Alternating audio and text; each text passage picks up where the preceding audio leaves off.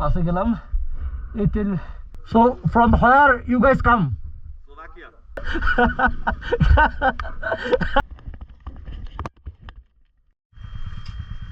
আমরা চুরি করার উদ্দেশ্যে বের হচ্ছি একদম খাড়া চুরি ধরা খামো কিনা যাই না এই যে গ্রিনল্যান্ড গেস্ট হাউস সকাল সকাল ঘুরে বেরিয়েছি চেকপোস্টটা পার হয়ে দিতে পারলে লাইনে ধরে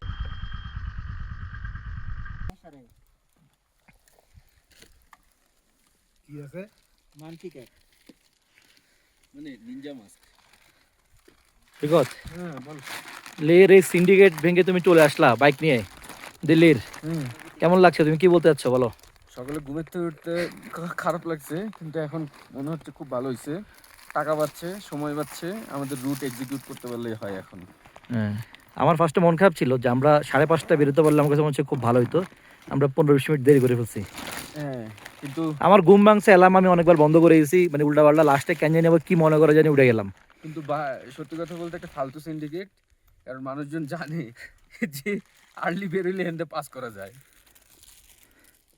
না আমার কাছে মনে হচ্ছে যে এটা আসলে সবাই জানে না মানে এটা ধর হচ্ছে ওই লোক হ্যাঁ ইন্ডিয়াতে নিজে বাইক কিনে ফেলছে ঘুরতে ঘুরতে ঘুমাবেই না কে যে পাঁচ মানে ইয়ে দেয় টহল দেয় ওদের কিছু রাত্রে এমনি করে রয়েছে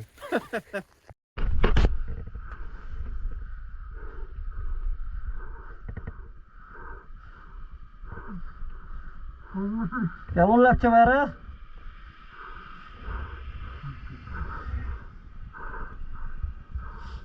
পিছন সাইডে দাও কি করতেছো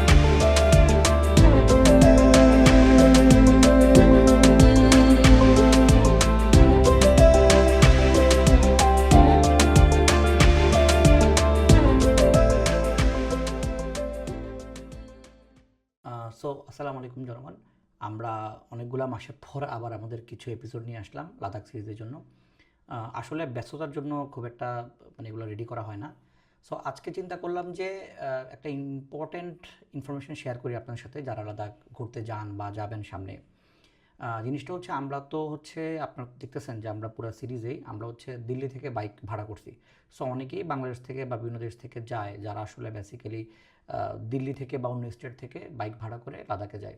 সো লাদাখের আবার একটা যারা এই বাইক রেন্টের বিজনেস করে তাদের একটা সিন্ডিকেট দল আছে। তারা হচ্ছে আপনি যখন লে থেকে বের হবেন এই বর্ডারের জায়গাগুলো যাওয়ার জন্য, প্যাংগং, নুব্রা ভ্যালি, হানলে, তখন ওদের বিভিন্ন জায়গাগুলোতে লোক সেট করা থাকে যারা আপনাকে বেসিক্যালি আটকাবে যে আপনি এই বাইকটার মালিক আপনি নাকি রেন্টে আনছেন, সো এটা আপনাকে যে দিবে না এবং আপনাকে ওইখান থেকে মানে বাইক ভাড়া করতে হবে। সো এই প্রবলেমটা সলভ করার জন্য আমরা অনেক চিন্তাভাবনা করে বাঙালি একটা বুদ্ধি অ্যাপ্লাই করি যে সকাল ভোরে উঠে আমরা বের হবো, একদম মানে ভেরি আর্লি মর্নিং, সকাল 5টার দিকে বা 5:30টার দিকে বের হয়ে যাব। তখন তো সিন্ডিকেটের লোক থাকার কথা না আমাদের হিসাবে আর কি। এবং সবাই যেহেতু খারদুংলা হয়ে আসলে নুব্রা ভ্যালির দিকে যায় এবং এখানে কিলোমিটারও কম, 130 কিলোমিটারের মতো, আমরা চিন্তা করি যে না, আমরা একটু ঘুরে গেলেও আমাদের যদি টাকা বেশিও মানে আমাদের যদি সময় বেশি লাগে, আমাদের টাকাটা সেভ করাটা ইম্পর্টেন্ট। এতগুলো বাইক ভাড়া করা আবার এগুলো রেখে চলে যাবো, এটা খুবই টাফ। দেন আমরা ভেরি আর্লি মর্নিংয়ে হচ্ছে বের হই এবং হচ্ছে আমাদের প্ল্যান অনুযায়ী আমরা হচ্ছে লে থেকে ওই খারদুংলা না গিয়ে আমরা চলে যাই হচ্ছে মানালির দিকে। এবং এখানে কারু নামে একটা জায়গা এবং সেখান থেকে আপনার শাক্তি নামে একটা প্লেস আছে, একটা ছোট্ট ওয়াই জংশন, ওইখান থেকে শাক্তি থেকে আমরা বামে ওয়ারিলা পাস, যেটা হচ্ছে মোটামুটি 17,000 ফিটের উপরে। সো ওই ওয়ারিলা পাস হয়ে আমরা আস্তে আস্তে করে ওই পাসটা পার হয়ে আগাম নামে একটা জায়গা আছে, ওইখান থেকে শায়ক রিভার হয়ে আমরা হচ্ছে হুন্ডার বা নুব্রা ভ্যালির দিকে চলে যাই আর কি। সো এইটাতে আমাদের 200 কিলোমিটার মতো চালাতে হয়েছে এবং মোটামুটি সময়ও লাগছে অনেক বেশি, 10 ঘন্টার মতো, যেখানে 5-6 ঘন্টা চলে যাওয়া যায়। কিন্তু আমরা যেটা আমাদের জন্য ইম্পর্টেন্ট সেটা হচ্ছে আমরা অনেক টাকা সেভ করছি, প্রায় 2-3টা বাইকের ভাড়া 5 দিন করে। সো এইটা আমার কাছে মনে হচ্ছে অনেকেই আপনারা এটা ট্রাই করতে পারেন যে ওই রুটটা আপনারা করতে পারেন। এবং এটা ল্যান্ডস্কেপ খারদুংলা থেকে আমার কাছে বেটার মনে হয়েছে ওয়ারিলা পাসের। দেখেন এপিসোড দেখলে পুরোটা বুঝতে পারবেন। শাক্তির থেকে আমরা ড্রোন শটটা দেখলেন, এই জায়গাটা এত সুন্দর, এটা ল্যান্ডস্কেপ মানে আমার কাছে মনে হচ্ছে যে খারদুংলা থেকেও এই জায়গাটা ল্যান্ডস্কেপ বেশ সুন্দর। এটা হচ্ছে ওয়ারিলা পাসের বেশ একটু আগে। সো আমরা একটু পরে হচ্ছে ওয়ারিলা পাসের টপে উঠে যাব। এখন এই ল্যান্ডস্কেপ দেখতে দেখতে আমরা মানে ওয়ারিলা পাসের টপে উঠে যাবো একটু পরেই। এবং ওইখানে বেশিক্ষণ থাকার ইচ্ছা নেই, কারণ হচ্ছে এটা অনেক উঁচু পাস, কুইক বের হয়ে চলে যেতে হবে। আমরা একটা আনকমন পাশে চলে আসলাম কালকের মতো। কালকে যেরকম কিলডিং লা পাশে গেলাম, এই এগুলো আসলে কেউ আসে না, এই রাস্তাগুলো কেউ ইউজ করে না। এটা হচ্ছে ওয়ার্ল্ডের 13th highest pass, altitude 17,429 feet above।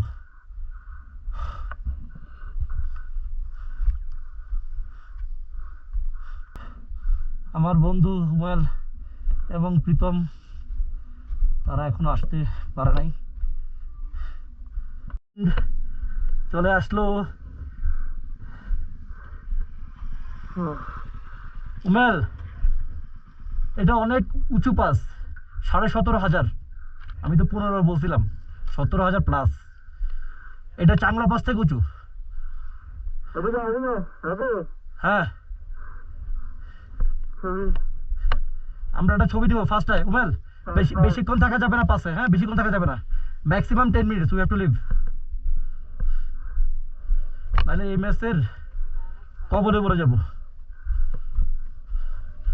আমার অলরেডি সকাল থেকে মাথা ব্যথা, আবার শুরু হয়েছে।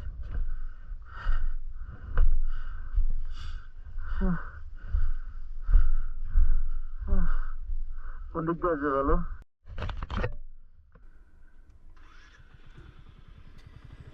খারদুংলা পাস থেকে এবার আস্তে আস্তে আমরা নামার চিন্তা ভাবনা করতেছি।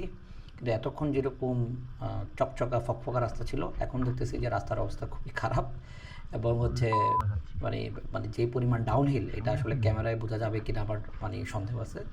সো রাস্তা খারাপ, পাশাপাশি হচ্ছে ডাউনহিল, বাট দেখা যাক। আমার ধারণা হচ্ছে সামনে গিয়ে হয়তো রাস্তা আবার ভালো হচ্ছে, কারণ ভালো হবে আর কি। রাস্তা এখন এখানে প্রচণ্ড কাজ চলতেছে, কোনো মতে এটুকু পার হইতে পারলেই বাঁচি। বারবারই মনে হচ্ছে যেন উল্টে নিচে দিয়ে পড়ে যাব, দেখা যাক কি।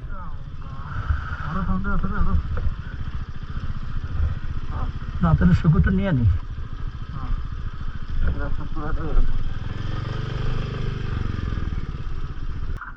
এই পুরো রাস্তায় তো এরকম,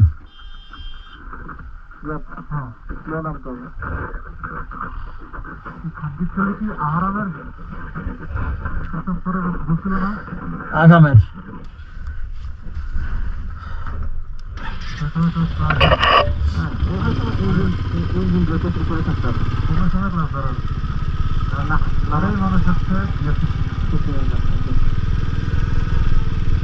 যাও না যা আর নাইলে আমার ভিডিও কর আমি মোটামুটি পড়বো যা বুঝতেছি আমি। যে পরিমাণ ঢাল আমি দেখতেছি না ওই যে এটা ইয়া না এবিএস না হালাই তো ধরে না যে ছুটে যায়।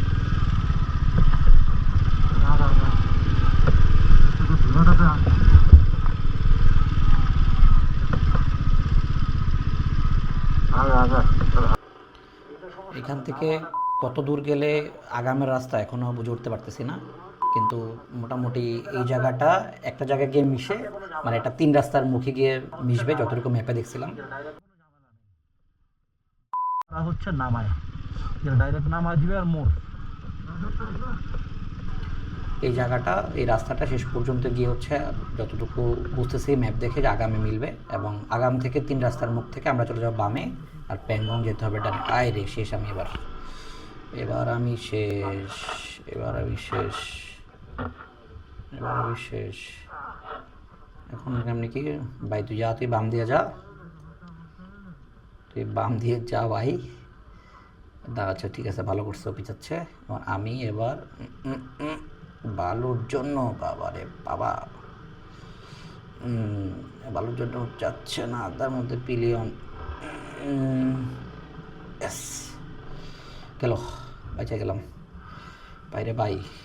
এ রাস্তা আমার যেন আর ব্যাক করে না লাগে, আমি কোনো মতো আগামী রাস্তা পর্যন্ত পৌঁছি। একটা ব্রেক নিতে হবে না, আস্তে আস্তে করে নিই। সকাল বাজে হচ্ছে মোটামুটি 10টা বেজে গেছে, এখনও আমরা আগামী বুঝতে পারিনি। আল্লাহ জানে কখন বুঝবো, কখন কী হবে, দেখা যাক। জনগণ চলি আগাই। এই কমিউনিকেটর তোরা এত কথা বলিস না তো, পকর। So from where you guys come? Slovakia. No, from Pangong or Nubra? Yesterday from Pangong, a week ago from Nubra, so we know both the ways. So today you start from Pangong, right? From Agam. Agam. Just down there. This road is still too bad from Agam. No, 1-2 kilometers and then it's beautiful. Then it's paved road to Agam. Okay.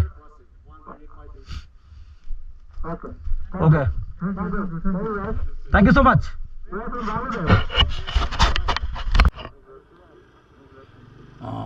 আজকের দিনের প্রথম water pass আমাকে দিয়ে যাত্রা শুরু হবে, বাকিরা পরে যাবে। ওকে, পাথর পাথর পাথর পাথর বাঁকা হয়ে যাচ্ছে গাড়ি ভাই। আল্লাহ, যা সাকসেসফুল। My God. Oh. তলা বিচ্ছে প্যান্ট না মানে জুতো হালকা পড়ছে কিন্তু ভিজে নাই বলা নারে বিচ্ছে।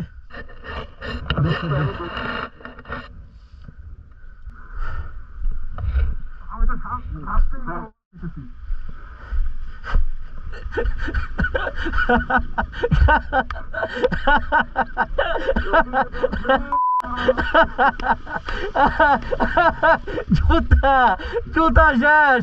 রেল কাভার ও রেল কাভার আনবে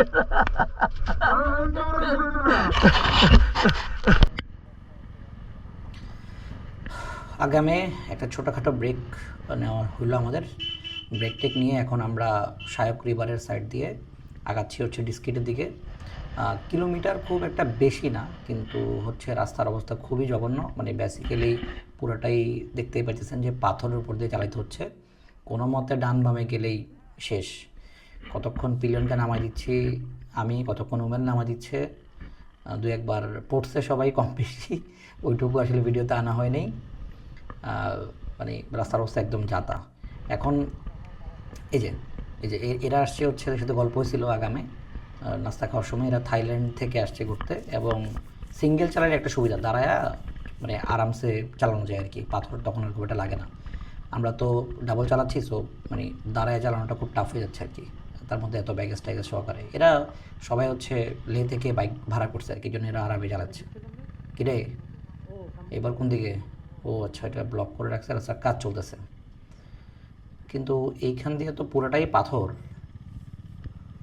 আয় হায়, আচ্ছা না আমি বাইরে ভাই, এই রাস্তা মানে ক্যামেরা কি আসতেছে আমি জানি না, জনগণ এই রাস্তা দিয়ে চালানো বেসিক্যালি পাথরের উপর দিয়ে চালাচ্ছে যে গাড়ি, টাফ হয়ে যাচ্ছে, কারণ আমাদের তো পিছনে পিলিয়ন। Tata bye bye. ভালো রাস্তা প্রায় সবাই আমরা খুশি। এখন কোনো মতে ডিস্কিট পর্যন্ত বুঝতে পারলেই বাঁচি। ডিস্কিটের আগে রাস্তা খারাপ থাকতে পারে আর একটু, এখন এই রাস্তাগুলো নতুন হয়েছে আর কি। এই যেটা একটু আগে বলতেছিলাম যে রাস্তা খারাপ, বেসিক্যালি এখানে পাহাড় ধস হয়েছে, অনেকক্ষণ থেকে আমরা এখানে আটকে আছি। এখন মোটামুটি কাজ শেষ, এখন রাস্তাটা মোটামুটি ক্লিয়ার হয়ে যাবে এখনই, এবং আমরা হচ্ছে ডিস্কিটের খুবই কাছাকাছি চলে আসছি, আর হয়তো আধা ঘন্টার মতো লাগবে। সো পার হয়ে যাই। Thank you. হ্যাঁ, রাস্তা বেসিক্যালি পুরোটাই ভালো, কিন্তু ওই জায়গাটা পাহাড় ধস হয়ে রাস্তাটা ব্লক হয়ে গেছে আর কি। এখন কোনো মতে আমরা ডিস্কিট পর্যন্ত বুঝতে পারলে বাঁচি। আজকে পুরো দিনই ব্রেক, এখন অলমোস্ট 2টা-2:30টার মতো বেজে গেছে, হয়তো বা সকাল ভোর 5:30টার অনেকছি আমরা। তো আমরা গিয়ে আজকে রেস্ট, একটু হয়তো বিকালে ঘুরবো। ডিস্কিট দেখা যাচ্ছে মোটামুটি ওই পাহাড়টার ওইদিকে ডিস্কিট, ওই গ্রাম, ওই ডিস্কিট থেকে হুন্ডারের রাস্তা 30 মিনিটস অনলি। সো ডিস্কিটে একটা ব্রেক দিয়ে লাঞ্চ করবো আমরা, অলমোস্ট 2:30-3টার মতো বেজে গেছে। এই রাস্তাটা এত ভালো লাগতেছে, ইচ্ছা করতেছে ড্রোন শট নিতে, কিন্তু থামার আসলে আর ইচ্ছা করতেছে না, কারণ এত এক্সস্টেড হয়ে গেছি আমরা, টায়ার্ড হয়ে গেছি। সো খাওয়াটা এখন ইম্পর্টেন্ট, এই জন্য ড্রোনের গুল্লি মারি, আগে গিয়ে খাবো। ডিস্কিটে খাবার পাইলে হয়, গিয়ে খাবার পাওয়ার কথা, ওইখানে খাবার টাবার দোকান টোকান আছে, বেশ বড় একটা গ্রাম আর কি।